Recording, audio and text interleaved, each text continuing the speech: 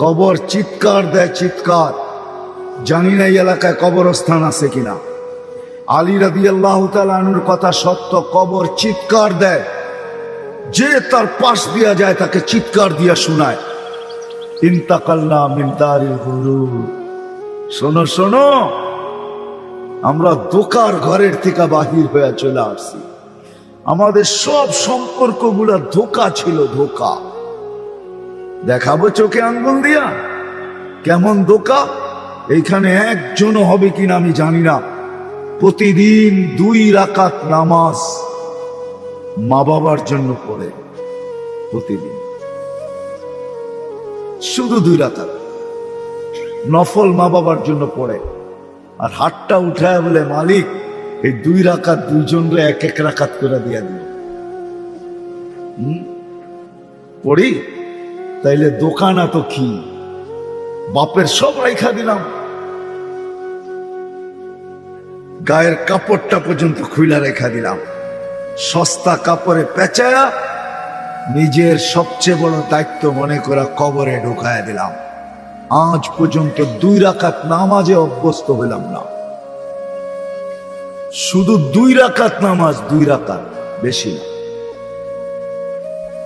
একজনও এখানে অভ্যস্ত নাই যে ডেলি আমি 2 টাকা মা বাবার নামে সৎকা করি, ডেলি, পার ডে।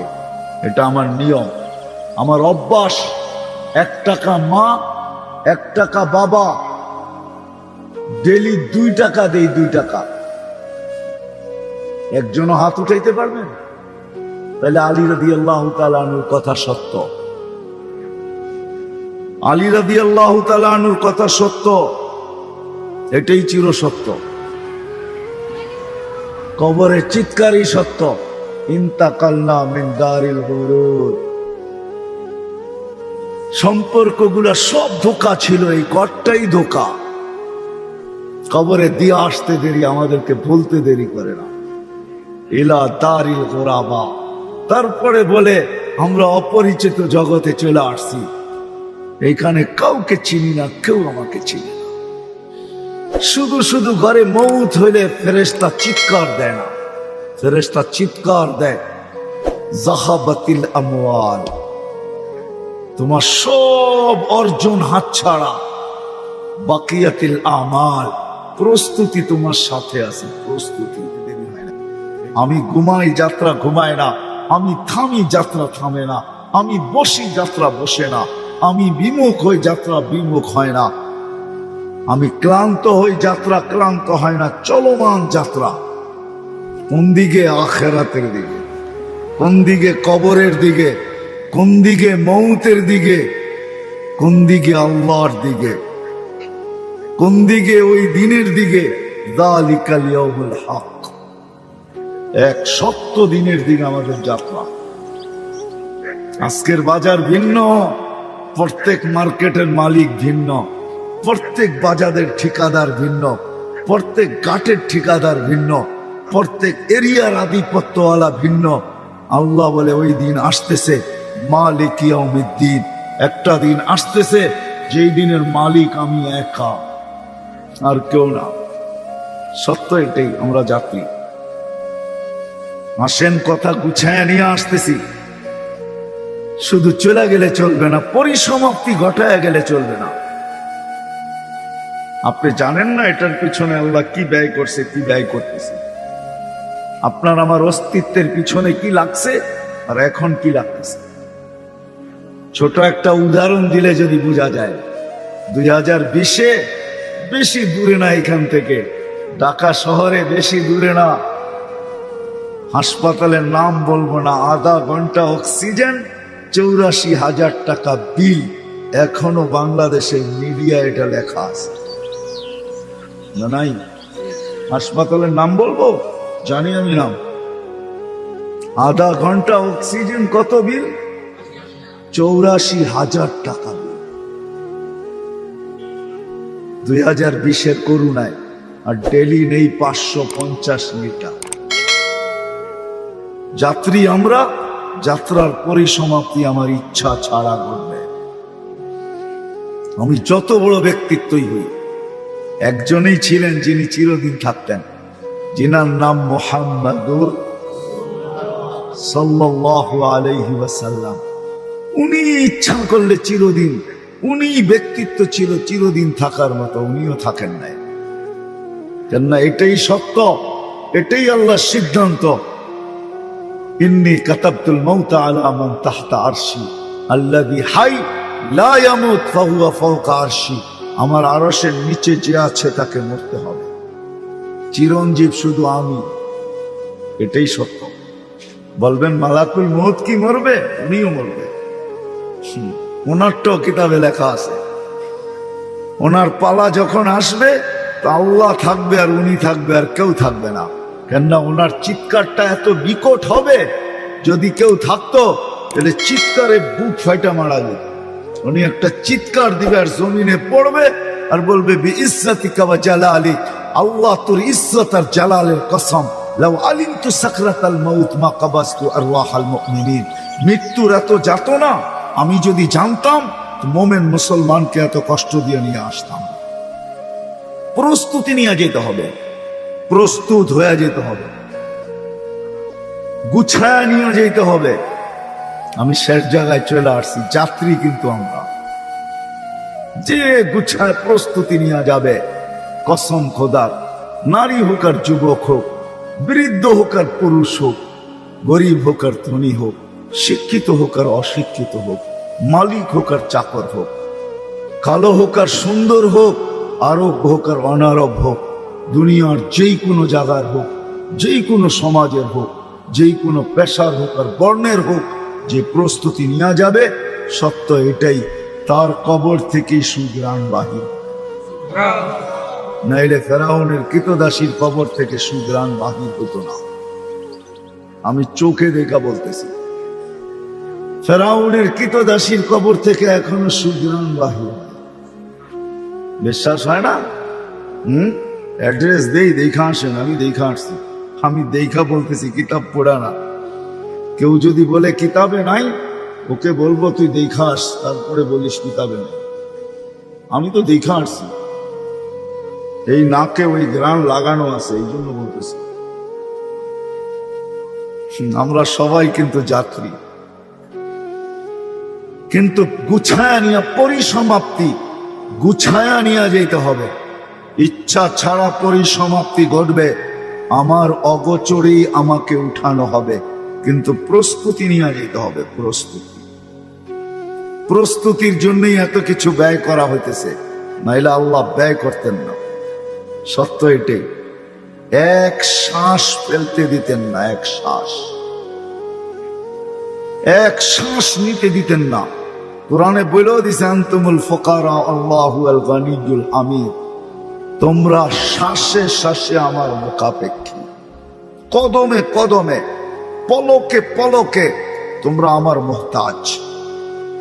আস্কুরুকা, আমি সুরক্ষিত করি বিদায় তোমরা সুরক্ষিত।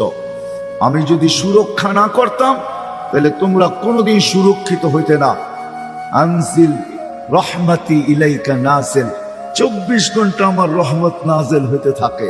তুমি কি করো ওটা ভিন্ন কথা, কিন্তু আমি রহমত নাজিল করতে থাকবো।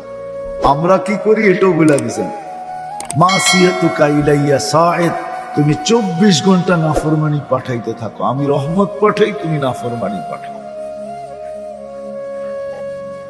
24 ঘন্টা নাফরমানি পাঠাইতে থাকো। চলে যেতে হবে, রূপগঞ্জের মানুষ চলে যেতে হবে। আমরা কিন্তু যাত্রী, কিন্তু গুছায়া যেতে হবে, গুছায়া। যেই কোনো মুহূর্তে আমার অনিচ্ছায়, আমার ইচ্ছা ব্যতীত পরিসমাপ্তি ঘটবে। যেই কোনো মুহূর্ত আমাকে উঠায় নিয়ে যাবে। আসেন, গুছায় নিয়ে যেতে হবে, গুছায়া, গুছায়া নিয়ে যেতে হবে। সত্য এটাই, যে গুছায়া নিয়ে যাবে, গুছায়া নিয়ে যেতে হবে, প্রস্তুতি নিয়ে যেতে হবে। কেননা সাক্ষাতের থেকে ভাগাও যাবে না। কোরআন এটাই বলে, আফাহাসিবতুম আন্নামা খালাকনাকুম আবাস ওয়া আন্নাকুম ইলাইনা লা তুরজাউন। তোমার ধারণা কি আমার কাছে ফিরবে না? আমি তোমাকে বেষ্টন করে রাখছি, বেষ্টন। তুমি অবরুদ্ধ, নিচে আমার জমিন, উপরে আমার আকাশ। লিল্লাহি মুলকুস সামাওয়াতি ওয়াল আরদ। উপরে যাবেন এটাও আল্লাহ, নিচে যাবেন এটাও আল্লাহ। আল্লাহ বলতে তুমি বেষ্টিত, তুমি অবরুদ্ধ, কোথায় যাবে? আমি ফজরের পরে মার্কাজে নাস্তার জন্য যখন বসছি, তো দুটা ছেলে দস্তরখানে আসছে। চেহারাগুলা কেমন জানি ফ্যাকাশে, চুলগুলা এলোমেলো, জামাগুলা বেশি একটা ময়লা ছয়লা। তা আমি জিজ্ঞেস করলাম, বাবা তোমাদেরকে দেখলে আর আমেরিকা দেখলে কোনো মিল তো নাই। আমেরিকা মানে নিট এন্ড ক্লিন, ঠিক না? উন্নত তো উন্নতই, ঠিক না? তোমাদের পোস্ট পাস চেহারা সব উন্নত হবে, এই অবস্থা কেন? বলছে, হুজুর গতকাল বিকালে আমরা জেলখানার থেকে আসছি, আমাদের এখানে আপনজন বলতে কেউ নাই। তো আমরা খুঁজা বাহির করছি, এখানে যাব তো যাব কোথায়? ভাবলাম তাবলিগের মার্কাজে যাইয়া উঠি কমসে কম। এরা তো গাড় ধাক্কা দিয়ে বাহির করবে না, বেশির থেকে বেশি এটা করবে, গাড়টি দিয়ে 3 চিল্লায় পাঠায় দিবে, কিন্তু বাহির তো করবে না। তো এখানে চলে আসছি। আমি প্রশ্ন করলাম, তোমরা জেলখানায় গেলে কেন? ওই ঠিক ওই কাহিনী যে আমরা মেক্সিকো দিয়ে ঢুকতেছিলাম, পুলিশের হাতে পড়ে গেছি, জেলখানায় পাঠায় দিছে, কেস চলতেছে, জামিনে চলে আসছি, কেস চলতে থাকবে, জিতলে থাকতে পারবো, নাহলে চলে যাব। আমি বললাম, তোমরা কি 2 জনই ছিলে? বলে না, আমরা বাংলাদেশের 3 জন ছিলাম, আমাদের সাথে বিরাট বড় একটা গ্রুপ ছিল। আমি বললাম, আরেকজন কোথায়? হায় হায়, তাদের জবাব শুনে আমার চোখের পানি চলে আসছে। তারা বলতেছিল, সে মেক্সিকোর জঙ্গলে হারায় গেছে, জানি না তার পরিণতি কি হয়েছে। বাস্তবিকই কোন মার সন্তান 30 লক্ষ টাকা দিয়া ওই পর্যন্ত পড়ছে, হারায় গেছে, কোথায় আছে কে জানে? হতে পারে চিরদিনের জন্য স্বপ্ন ওই জঙ্গলে ডুবেই গেছে। এইখানে সমস্যা তো 60-70 বছর, মৃত্যু আসতে দেরি, অবসান ঘটায় দিতে দেরি হবে না। যদি এই কথা সত্য না হইতো, তাহলে কিতাবে এই কথা কোনোদিন আসতো না।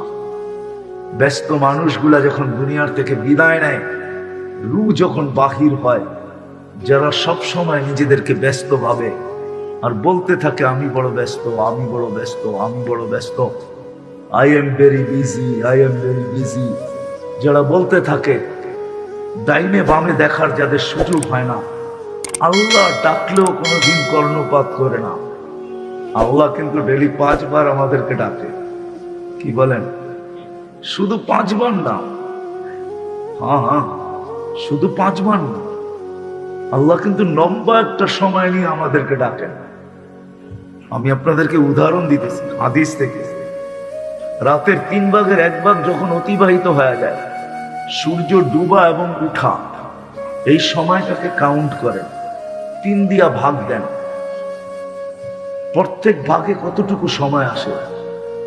সূর্য ডুবার পরের থেকে যখন এতটুকু সময় অতিবাহিত হয়ে যায়, তো আল্লাহ প্রথম আকাশে চলে আসে, সুবে সাদেক পর্যন্ত আল্লাহ ডাকতে থাকে। কি বইলা ডাকে? যদিও হাদিসের শব্দের তর্জমা আমি অন্যভাবে করতেছি। আল্লাহ ডাকে দুনিয়ার নারী, পুরুষ, যুবক, বৃদ্ধ, প্রত্যেকটা মানুষকে ডাকতে থাকে, ও দুনিয়ার মানুষ, দুনিয়া আল্লাহর শাস্তি দিতে ভালোবাসে, আমি আল্লাহ মাফ করতে ভালোবাসি। বিদায় আমি চলে আসছি মাফ করার জন্য, তুই হাত উঠাইতে দেরি, আমি মাফ করতে দেরি করব না। দুনিয়া আল্লাহর শাস্তি দিয়া মজা পায়, যদিও শব্দটা আল্লাহর জন্য শোভনীয় না, কিন্তু আমার কাছে শব্দ আর নাই, এই জন্য ওই শব্দই ব্যবহার করতেছি। আল্লাহ বলতেছে, দুনিয়া আল্লাহরা শাস্তি দিয়া মজা পায়, হ্যান্ডকাপ পড়ায়া মজা পায়, বেড়ি পড়ায়া মজা পায়, রিমান্ডে নিয়ে মজা পায়, কাঠগোড়ায় দাঁড় করায় মজা পায়। হায়, আমি আল্লাহ মাফ করা মজা পাই, তুই হাত উঠা, উঠাইতে দেরি, আমি মাফ করতে দেরি করব না। আল্লাহ সুবে সাদেক পর্যন্ত ডাকতে থাকে। এই 3টাই তো আমাদের বড় সমস্যা, বাত, কাপড়, বাসস্থান। আরো হাজারো প্রয়োজন আছে, এগুলোও সমস্যা। কিন্তু মিটাইতে যে আমরা মাথার গাম পায়েও ফেলি। আরামকে ছেড়া যখন সবচেয়ে বেশি আরাম ওই সময়, ওই মুহূর্তটাকে ছেড়া এই প্রয়োজনগুলো মিটানোর জন্য কর্মস্থলে ছুটতেও দেরি করি না। চাই সেটা মাথার উপরে তুফান হোক, চাই সেটা মুষলধারে বৃষ্টি হোক, চাই সেটা কনকনে শীত হোক, আমরা ছুটতে দেরি করি না। কিন্তু এই 60-70 বছরের জীবনটা, কিন্তু আমি আপনাদেরকে ভাবনার দিকে নিয়ে যেতেছি। একটা সমস্যা আমাদের সবাই সামনে আসতেছে, যেটা আসলে সবচেয়ে বড় সমস্যা, যার উপরে কোনো সমস্যা নাই, যার উপরে কোনো সমস্যা নাই, যেটাকে আখেরাতের সমস্যা বলে, যেটাকে কবরের সমস্যা বলে, যেটাকে মৌতের পরের সমস্যা বলে, যেটাকে মৌত রূপে সমস্যা বলে, যেটাকে মিজান রূপে সমস্যা বলে, যেটাকে পুলসিরাত রূপে সমস্যা বলে, যেটাকে জান্নাত জাহান্নাম রূপে সমস্যা বলে, ওই আখেরাত আমাদের সবচেয়ে বড় সমস্যা, যেটা প্রতিদিন আমাদের দিকে ধায়া আসতেছে। সে যেরকম আমাদের নিকট হয়, আমরাও কিন্তু তার দিকে প্রতিদিন নিকটবর্তী হইতেছি। কোন আল্লাহ ডাকে, 5 বেলা ডাকে, তারপর আসে, অথচ একের ভিতরে 100। এই উম্মতের গরিব যদি শুধু নামাজ পড়ে নিত আর যদি রোজা রাখতো, আমি জানি এখানে কোনো কোটি কোটি এসে বসে নাই, আমি বিশ্বাস করি এইখানে কোনো মেইলের মালিক এসে বসে নেই, এইখানে কোনো 2-4-20টা বাড়ির মালিক এসে বসে নাই, আমরা সাধারণ মানুষ এসে বসে। অধিকাংশের হবে কারো ব্যাংকে কোনো অ্যাকাউন্টই নেই। এরকম মানুষ এসে এখানে বসছে যাদের নুন আনতে পান্থা ফুরায়, পান্থা আনতে নুন ফুরায়। এরকম মানুষ এখানে এসে বসছে যারা 1 তারিখে বেতন পেলে 25 তারিখের আগে শেষ হয়, ঠিক না? আল্লাহর রাসূল সহজ করছিলেন, ঈমান তো মাতৃকুলেই পেয়ে গেছি, খালি যদি নামাজটা পড়তাম আর রোজাটা রাখতাম, তো আল্লাহ বলে মুতু আদখুলু জান্নাতা রাব্বিকুম, আল্লাহর রাসূল বলে মরো আর আল্লাহর জান্নাতে।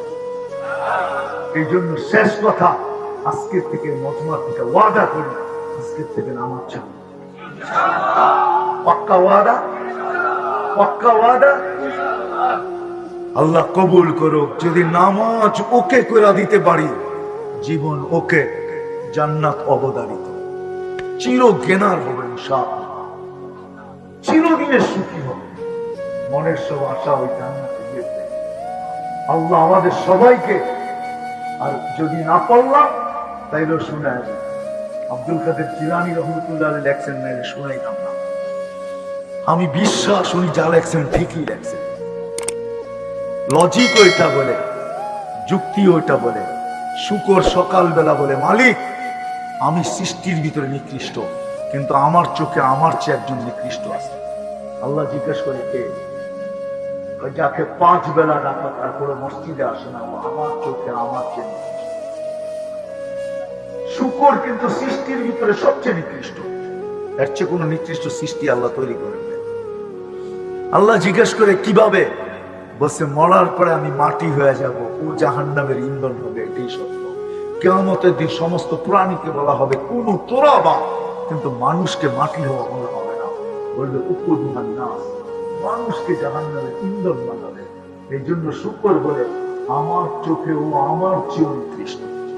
তারপরে সে একটা অনুরোধ রাখে, মালিক যখন যখন আমি ঘুমের থেকে উঠব আর সামনে দৃষ্টি রাখবো, কাইলা ইয়াকা আউয়ালা নাযরিন আলা মান লা ইউসাল্লি, আমার প্রথম দৃষ্টিটা যেন কোনো বেনামাজির উপরে না পড়ে। বাংলাদেশ হওয়ার থেকে 100বার ভূমিকম্প আসছে, একবারও বাংলাদেশে বিপর্যয় থাকে। আমার বিশ্বাস আর কোনোদিন হবেও না, যতদিন আমাদের এই পরিবেশ থাকবে, মসজিদের পরিবেশ, নামাজের পরিবেশ, দাড়ি টুপির পরিবেশ, বোরকার পরিবেশ, মাদ্রাসার পরিবেশ, মক্তবের পরিবেশ, হেফজখানার পরিবেশ যতদিন থাকবে, কসম খোদা, ততদিন আমাদের দেশে কোনো বিপর্যয় হবে না। করোনা আসছে বটে, কিন্তু দুনিয়ার কোন দেশ একটা দিনও আজ পর্যন্ত দেখাইতে পারবে না যে একজনও মারা যায়। কিন্তু বাংলাদেশের মতো একটা অসচেতন দেশ, আমরা কেউ সচেতন না। দেখেন না, মাস্কের কথা জিজ্ঞেস করলে কত জবাব দেয়, কি জবাব দেয় না? পানের লোক এই করোনা চাঁদায় খেয়ে দেয়, ঠিক না? আবার কি বলে, এত বড় বড় দেখায় টেলিভিশনে, এটা নাক দিয়া যাইব না, নাকের ছিদ্র এত বড় না, ঠিক না? কি হ্যাঁ, একটা অসচেতন দেশ, একজনও মাস্ক পরে আসেন না। দুই একজন পড়লেও হয়তো পড়ছে, কিন্তু মাস্কের জায়গায় মাস্ক নাই, মাস্ক গেছে গলা, ওইখানে তো ছিদ্রই নেই, ওইখানে করোনা ঢুকবে তো ঢুকবে কি করে? গলায় লাগায় রাখছে, মাফলার তো নিয়ে আসে নাই, গলাটায় শীত লাগতেছে, এটা কমসে কম মাস্কটা দিয়া গলার শীতটা কমাই, ঠিক না? কি এরকম একটা অসচেতন দেশ, কিন্তু আলহামদুলিল্লাহ ফুলের মালা আসছে তো আমাদের গলায় আসছে। আমরা টানা এক সপ্তাহ দুনিয়াকে দেখাইতে পারছি একজন মারা যায়। ডিসেম্বরের কথা বলতে, ডিসেম্বরে একটা সপ্তাহ গেছে টানা, বাংলাদেশে একজন মারা যায়, কিন্তু দুনিয়ার কোন দেশ দেখাইতে পারবে না। কেন? আমাদের দেশে একটা আধ্যাত্মিক পরিবেশ আছে, যেটাকে সায়েন্টিফিক পরিবেশ বলে। আধ্যাত্মিক বলতে আমাদের ডিকশনারিতে একটা শব্দ আছে, একটা আধ্যাত্মিক পরিবেশ আছে। এই জন্য আপনাদের কাছে দরখাস্ত করবো, সাধ্য অনুযায়ী এই মাদ্রাসা, এই মসজিদ, এই মক্তব, এই হেফজখানা যতটুক পারি আমি এদের সাথে সহযোগিতা করবে তো পাক্কা? যতটুক পারি, 1 টাকা দিয়ে পারি 1 টাকা করবো, 2 টাকা দিয়ে পারি 2 টাকা দিয়ে করবো তো। আমি চান্দা উঠাবো না আপনাদের থেকে, শুধু ওয়াদা নিলাম আপনার এই মহল্লার ভিতরে মাদ্রাসাটাকে সহযোগিতা করেন, যে কটা মক্তব আছে সহযোগিতা করেন। ইনশাআল্লাহ আপনাদের 1-2 টাকার ভিতরে এরকম বরকত হবে, এটার দ্বারা এই প্রতিষ্ঠান টিকা থাকবে। এলাকার সাথে প্রতি রাত্রে আকাশের একটা আরশের একটা সম্পর্ক হবে, আমাদের এলাকা ইনশাআল্লাহ বেঁচে থাকবে। এই জন্য তো আমি বলি, রাগ হয়ে যায় কিনা জানি না, এদিক থেকে কথা ওদিক চলে যায় কিনা জানি না। হ্যাঁ, দেখবেন গরিবের শরীরে অ্যান্টিবডি বেশি, অ্যান্টিবডি